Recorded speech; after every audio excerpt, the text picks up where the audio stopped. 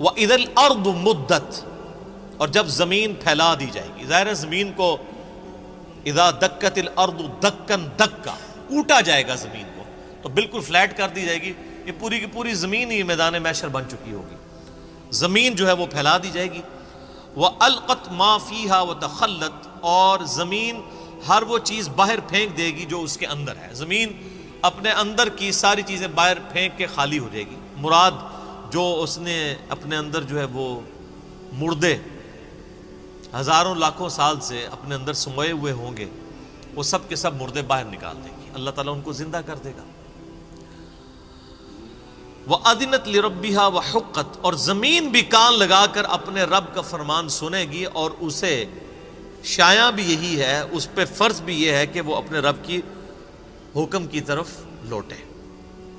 یا ایھا الانسان انک کادح الی ربک کدحا فملاقیہ، اے انسان تو ہر وقت محنت میں لگا رہتا ہے، کوشش میں لگا رہتا ہے، تیرا مقدر ہی یہ ہے کہ تو مشقت میں پڑتا رہے حتیٰ کہ تیرے رب سے تیری ملاقات ہو جائے گی.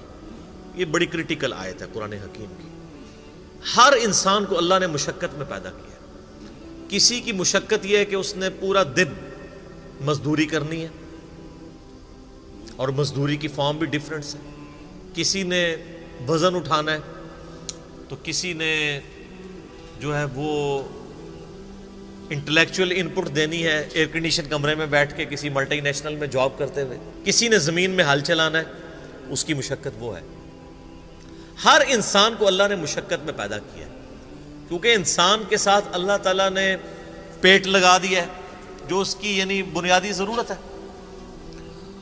اس پیٹ کو فلفل کرنے کے لیے اسے اپنی زندگی مشقت میں کاٹنی پڑتی ہے، اور یہ ایک ایسی مشقت ہے جس سے دنیا میں ہر جاندار کو گزرنا پڑتا ہے. جانور بھی اس ساری چیز سے گزرتے ہیں، لیکن انسان اور جانور میں فرق ہے. جانور یہ سب کچھ اپنی انسٹنکٹ اور جبلت کے اوپر کر رہا ہوتا ہے، اور انسان کو اللہ نے عقل کا انسٹرومنٹ دیا ہے.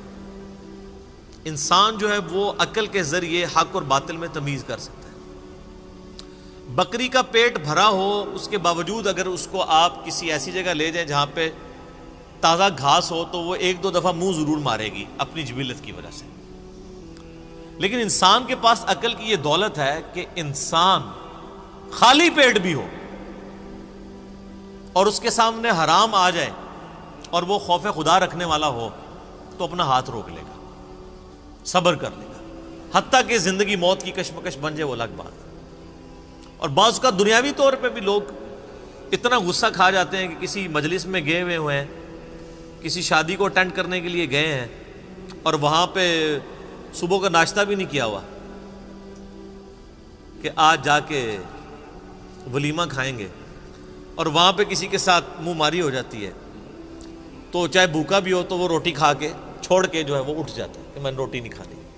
یہ انسان کو جو اللہ نے عقل کے ذریعے یہ استطاعت دی ہے کہ اس پہ اس کی جبلت غالب نہیں آتی. یہ سب سے بڑی دولت ہے انسان کے پاس. یہ اسی لیے دی ہے کہ تاکہ انسان گیون سرکمسٹانسز میں بھی خدا کے خلاف، اللہ کے خلاف بغاوت نہ کرے اپنی عقل کو استعمال کر کے. جنید بغدادی کا ایک قول بڑا مشہور ہے. وہ کہتے ہیں کہ جو حواس ہیں ان کی تکمیل عقل سے ہوتی ہے. یعنی حواس خمسہ جو اللہ نے انسان کو دیے ہیں، جبلت ہے، شہوات اٹیچ کی ہوئی ہیں، اس کی تکمیل جو ہے وہ عقل سے ہوتی ہے. یعنی انسان عقل کو استعمال کر کے ان چیزوں کو، اپنی ان ساری نعمتوں کو اللہ تعالیٰ کی نافرمانی سے بچا کے اس کی اطاعت میں لگاتا ہے. اور عقل کی تکمیل وحی سے ہوتی ہے.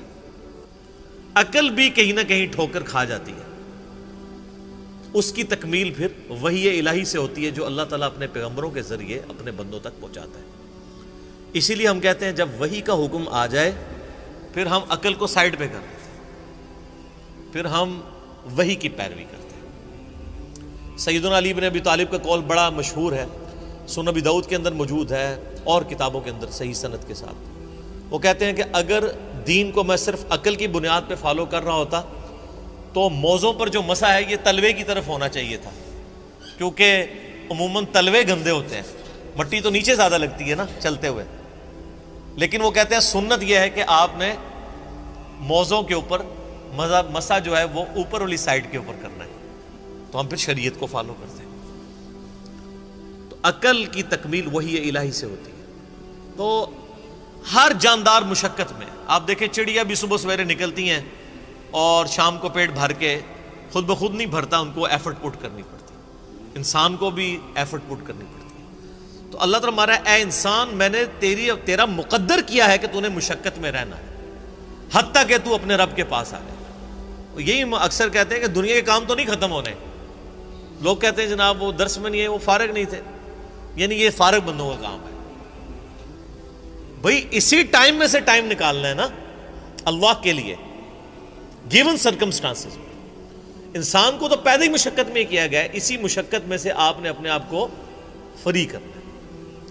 اور جن معاملات میں ہم سیریس ہوتے ہیں، کر رہے ہوتے ہیں، ہر ویکینڈز پہ آئے دن شادیاں آتی ہیں، لوگ اٹینڈ کرتے ہیں، جب اسی ویکینڈ پہ درس آ جائے تو کہتے ہیں وہ مجبوری ہے جی، ایک ہی چھٹی ہوتی ہے یا 2 ہی چھٹیاں ہوتی ہیں ہفتے میں، تو وہ فیملی کو بھی ٹائم دینا ہوتا ہے۔ شادی آ جائے تو فیملی بھول جاتی ہے، پھر یا کوئی اور فنکشن آ جائے تو سب کچھ لوگ بھول جاتے ہیں۔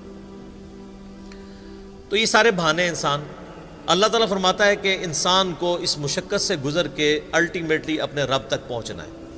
مراد کیا کہ تیاری کر لو، اسی مشقت کے اندر رہتے ہوئے تمہیں اپنے رب کے لیے وقت نکال کے خدا کی اطاعت اختیار کرنی ہوگی۔ میں اکثر کہتا ہوں کہ انسان کی زندگی پہ کبھی اچھا وقت نہیں آنا، ہمیشہ برا وقت ہی آتا ہے۔ ہر انسان نے اپنے دماغ میں کوئی چیز رکھی ہوتی ہے کہ بس میرا یہ کام ہو جائے تو انشاءاللہ پھر تو میں مسجد میں بیٹھا رہوں گا، میں تو پھر وقف ہو جاؤں گا دین کے لیے۔ لیکن آپ دیکھیں گے جو انسان بڑی عمر کی طرف بڑھتا ہے تو پہلے سے زیادہ ورسٹ وقت انسان کے اوپر آتا ہے۔ پڑھائی لکھائی میں انسان مصروف ہوتا ہے، کہتا ہے جاب لگ گئی تو سکون آ جائے گا۔ جاب کیا لگتی ہے، ماں باپ کو شادی کی فکر پڑ جاتی ہے اور مصیبتوں کا اور پریشانیوں کا ایک نیا دروازہ کھل جاتا ہے۔ اس کے بعد اولاد ہو جاتی ہے تو مزید دلدل میں انسان پھنس جاتا ہے۔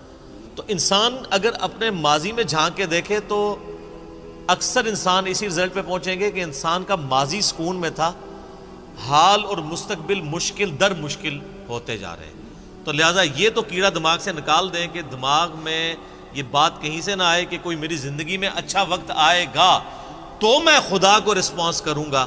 ایسا نہیں ہونا، آندہ آنے والا وقت آپ پہ برا ہی آنا ہے، مصروفیت کے اعتبار سے بھی، رسپانسبلٹیز کے اعتبار سے بھی، کیونکہ اللہ تعالیٰ فرما دیا کہ تیرا مقدر کر دی ہم نے مشقت، اور اسی مشقت میں انک کادح الی ربک کدحا فملاقی، حتیٰ کہ تو اپنے رب سے ملاقات کر لے گا۔ پھر ادھر جا کے کہا اوہ ٹائم ہی نہیں ملا، جو مولا علی کا قول ہے رضی اللہ تعالیٰ عنہ علیہ السلام کہ انسان سویا ہوا ہے، جیسے ہی مرے گا تو جاگ اٹھے گا کہ یہ کیا ہوا، اصل زندگی تو یہ تھی، اس کے لیے میں نے تیاری کوئی نہیں کی۔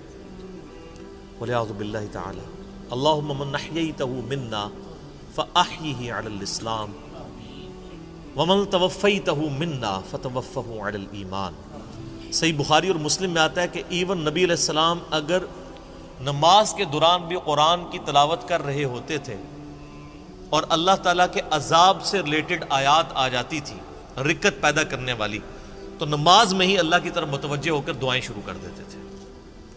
تو میں اسی سنت میں عمل کرتے ہوئے درس کے دوران بھی جب اس طرح کی رکت انگیز، اور یہ پارہ نمبر 30 تو سارے کے سارے ہی آپ دیکھ لیں کہ فکر آخرت ہے، انذار بالآخرہ ہے، آخرت کی جواب دہی کا اس میں ڈر سنایا گیا۔ تو تیری مشقت یہ ہے کہ تو زندگی میں مشقت کرتا رہے گا یہاں تک کہ اپنے رب کو آ کے ملے گا، لیکن یہ یاد رکھنا ہے کہ یہ مشقت کے بعد رزلٹ کیا نکلنا ہے۔ اگر اسی مشقت کے ساتھ ساتھ رب کو رسپانس کیا ہوا تو کچھ اور رزلٹ نکلے گا قیامت والے دن، اور اگر خدا کی نافرمانی کی، یہ بہانہ بنا کے کہ جی رزق حلال کمانا بھی تو عبادت ہے، اس عبادت کی وجہ سے باقی سارے فرائض چھوڑ دیے، تو چمڑی تو اتر جانی ہے۔ اللہ نے تو ٹوٹل پیکج لینا ہے نا آپ سے۔ یہ تو نہیں ہے کہ انسان جو ہے وہ رزق حلال کی تلاش کے اندر اللہ تعالیٰ کے حکم عدولی کر دے باقی معاملات کی، ایسا نہیں ہے۔ ہر معاملے میں اللہ تعالیٰ کو رسپانس کرنا ہے۔